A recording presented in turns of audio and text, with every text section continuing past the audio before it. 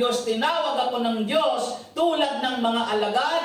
Ang mga alagad inutosan ng Panginoon, ang dala-dalawa, the 72 disciples, sila'y inutosan ng Panginoon, pangaral kayo, pagalingin ninyo ang may karamdaman, lahat ng pupuntahan ninyo, ipangaral nyo ang mabuting balita, sila ay bahaginan at sila ay sabihan na sila ay mahal ng Diyos at dapat sila ay maligtas.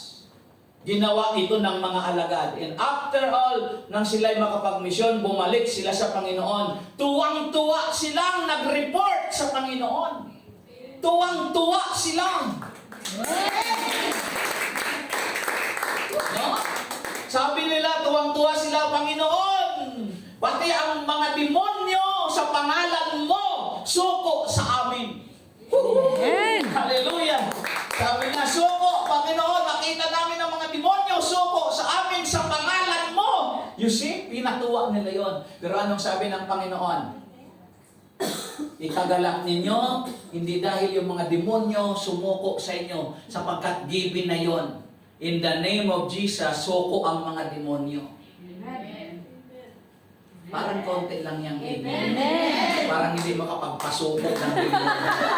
No? Sabi ng Panginoon, but be rejoice because your name written in the book of life.